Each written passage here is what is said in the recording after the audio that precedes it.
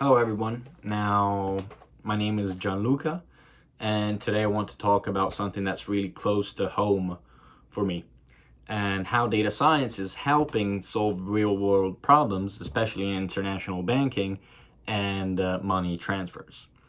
Now, as an international student from Italy studying in Florida, and I assume you guys could all relate to this because most of the students in the course are from Italy, I've personally dealt with the frustrations of transferring money across borders.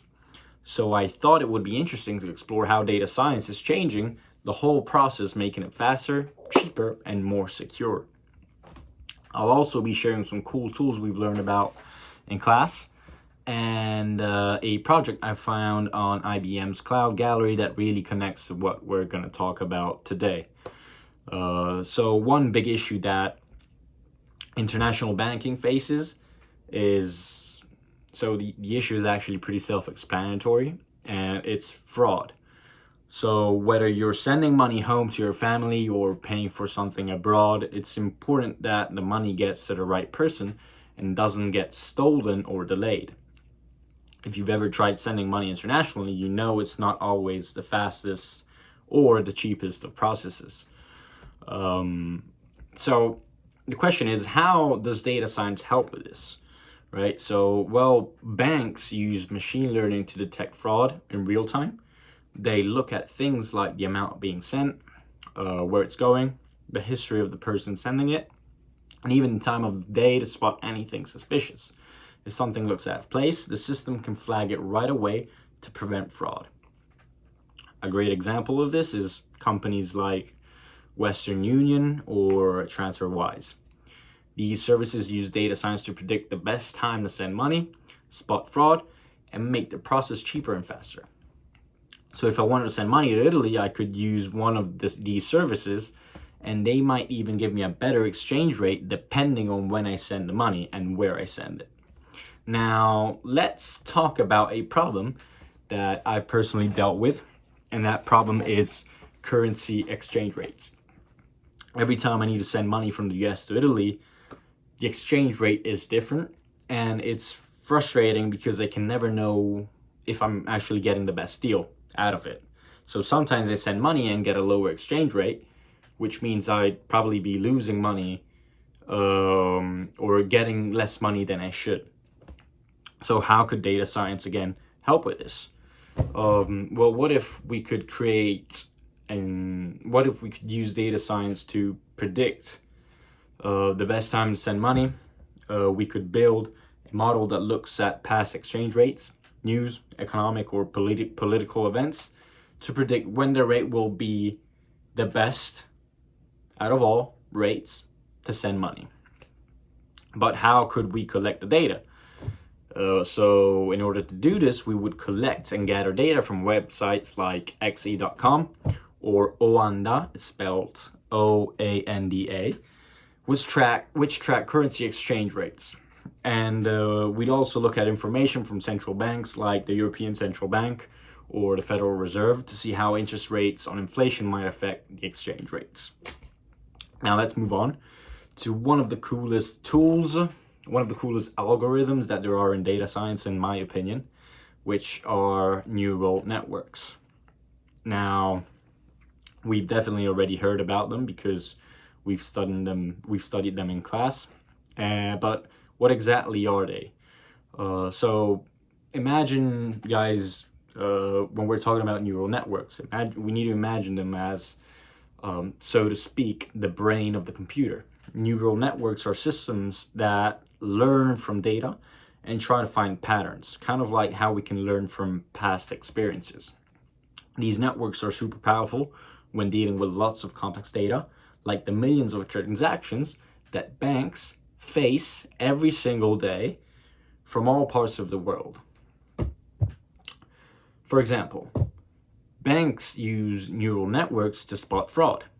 They analyze all kinds of data, transaction amounts, locations, even past behaviors, and learn what normal transactions look like.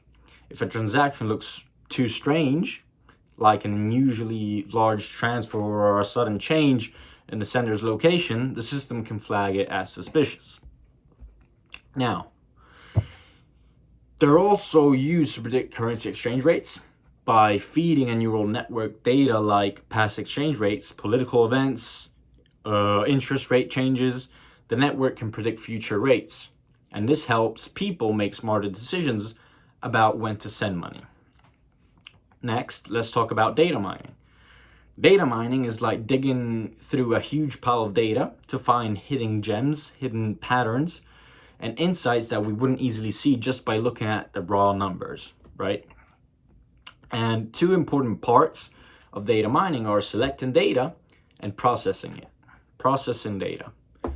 Now, when we're talking about selecting data, before we can even start analyzing data, we need to choose the right kind of data for it, right?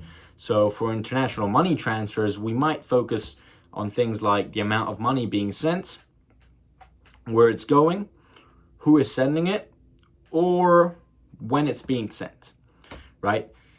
When we're talking about processing data, once we have that data, it's time to clean it up, right? So think of it like cleaning a messy room, just like my room. And if the data has missing pieces, or if it's in the wrong format, we need to fix it. For example, exchange rate data might need to be adjusted for inflation or for differences in the way it's reported by different sources. If we don't clean the data, we could end up making bad predictions, right? So now I would like to talk to you guys. I would like to share something cool that I found on IBM's Cloud Gallery. It's a project that looks at Airbnb reviews in London. Instead of focusing on things like rental prices, this project is all about understanding what makes people give good reviews for an apartment. Now, the problem is here in this situation, the question is, what makes guests leave good reviews for an Airbnb? Now, the project looks at lots of real reviews and tries to figure out what factors make people happy. From the data, we can see that things like cleanliness, how clean the apartment is, and how close to the train station the apartment is are often mentioned in good reviews. How does data science help? Now, the researchers used something called sentiment analysis. Now, basically, they look at the words in the reviews and figure out if the tone is positive or negative. For example, if someone writes, "This place was so clean and close to the station," that's a positive review. If they write, "The apartment was dirty and noisy," so to speak, that's a negative review. By looking at lots of reviews, data science helps us understand what people like the most, so hosts can make improvements, right? So for example, if the reviews say that the apartment was super clean or it was really close to the station, other hosts can know these things are important for getting great feedback, right? So this is a great way to use data to understand what customers really want. And this idea can be used in other industries to, like banking, right? For instance, banks could use sentiment analysis to look at customer feedback about their money transfer services. And if a lot of people are complaining about high fees, for example, or slow transfers, the bank can take action to improve. It's all about listening to customers and using data to make things better, right? So to sum up, guys, data science is doing something really special to the world.